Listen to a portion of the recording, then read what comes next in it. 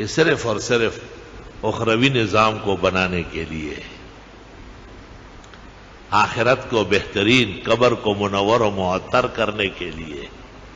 حدیث شریف میں ہے، شاہ صاحب نے نقل کیا ہے فتح العزیز کے شروع میں، جو یہ چاہے کہ اس کا دن بخیر گزرے، کوئی حادثہ نہ ہو، کوئی گلہ شکوہ نہ ہو، کوئی نقصان اور تباہی نہ آئے، کوئی آفت اور سازش نہ بنے، چاش کی 4 رکعت پڑھا کرے۔ سورج نکلنے کے 1 گھنٹے بعد، سورج نکلنے کے فوراً بعد تو اشراق ہے، اور 2 رکعت پڑھنا بہتر ہے۔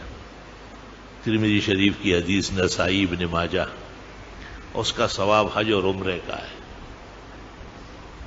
اور اس کے 1 گھنٹے سے لے کے 3 گھنٹے تک چاش کا وقت ہے، جس کو صلاۃ الضحیٰ کہتے ہیں۔ دہت الشمس، سورج کی شعاعیں زمین بھر گئی۔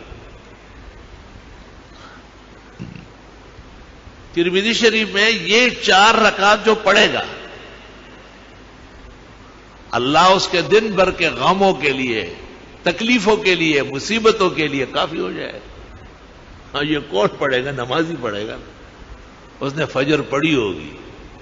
ایسے کوئی بے حیا و بے شرم نہیں ہوتا کہ وہ فجر جیسے فرض نہ پڑھے اور چاش پڑھے، ایسا کوئی نہیں ہوتا۔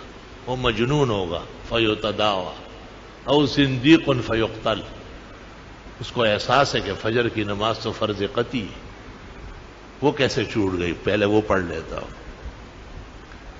اس لیے بہت سارے علماء عید کے دن لوگوں کو کہتے کہ تم عید میں تو آئے، فجر کہاں پڑھی؟ جنہوں نے نہیں پڑھی وہ پہلے پڑھ لے۔